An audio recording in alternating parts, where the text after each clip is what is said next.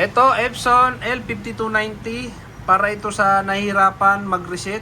Kapag daw kasi nasa resetter na, pag kiniklik nila yung initialize, not responding o kaya nagahang yung resetter. Minsan naman communication error. Una niyo po kasing gagawin bago kayo mag-reset, check niyo po ng maayos yung USB cable kung nakakabit. Ayan, pwedeng ilipat-lipat kung hindi nadidetect yung printer. Pangalawa, dito sa printer, kailangan naka-enable yung USB connection. Halimbawa, punta kayo dito. Ayan, check muna natin. Ayan, settings. Ayan, punta tayo maintenance, punta kayo dito sa printer setup. Ayan, minsan yung dito sa USB connection, naka-disable to. Ngayon, enable nyo. Ayan, enable. Ayan, pag nandito na kayo, yan, balik nyo na. Punta naman kayo sa computer nyo. Tapos sa Google. Punta kayo sa Google. Halimbawa, ito, Google. I-type nyo yung L5290 driver. Tapos yung pinakauna, yan, download nyo yan, tapos install nyo.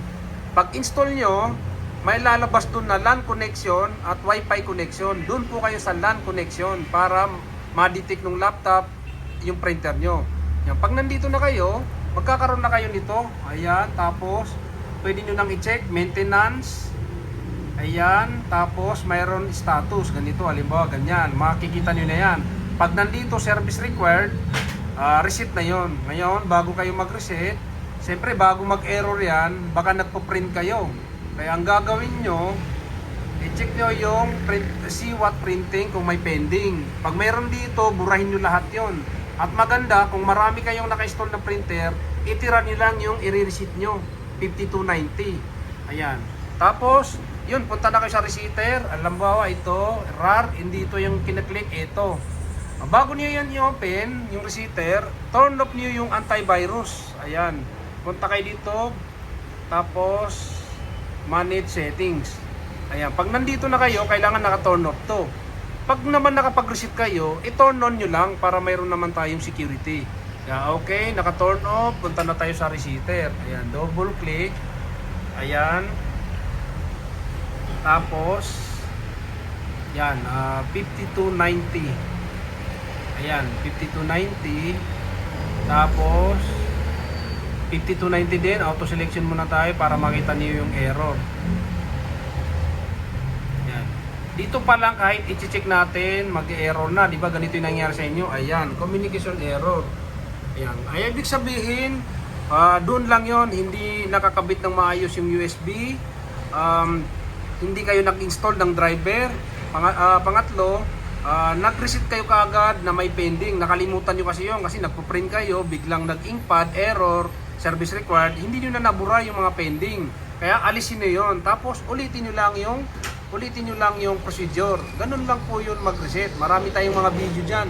I-type nyo lang 5290 GGR sa YouTube para mapanood nyo yung mga tutorial natin paano gawin. Itutuloy na natin yung reset. Yan, check natin. Pagka ganun, ulitin nyo lang yung procedure. Tapos, turn off nyo yung printer. Tapos, i-on nyo ulit. Sundan nyo lang ulit yung instruction. Kaya yan, na-detect ulit. Punta na tayo ulit sa resetter. Ayan, titingnan natin ulit. Double click natin to. Ayan. Tapos, dito tayo, 5290. Ayan, kailangan makita nyo dito na nadidetect yung printer. O, ayan o. Andun na ulit. Ganun lang. Kaya yan, pagka na-click nyo yan, okay. Tapos, ganun ulit. Wasting pad. Yan, pwede nating i-check ulit. Tingnan nyo, wala na yung... Ayan o, ayan siya, tingnan nyo, nawala na yung error, tumuloy na. Na-check na natin kung ilan na yung maximum print. Kaya kung kita nyo, 94 na siya. Ayan o, pagka nag-100 na yan, lalabas na dito sa screen ng printer nyo, inkpad error. Kaya yun, kailangan ng i-reset. Kaya ang gawin natin, total, malapit na. Alisin na natin yan 94, kaya i-check natin to. Ayan. Tapos, initialize na. Dito nagkakaroon ng yung mga communication error din, not responding, nagahang yung resetter. Kaya wala na, tumuloy na na-detect na natin. Kaya yan. O, kita nyo, turn off printer. O, ganun lang mag-reset mga ka-DJR. Kaya yan, turn off natin. turn off. Ayan, pag power nyo, wala na yung ink pad dito sa screen. Kaya yun, basta pag-aralan nyo po yung ganitong mga printer para pag nagre-reset kayo, hindi rin po kayo, may idea na rin po kayo. Kaya yun, tinuro ko na doon lahat ng mga gagawin para maiwasan yung communication error tsaka not responding. Yun, huwag niyo pong kalimutan i-like, i-share ang ating video. Maraming salamat.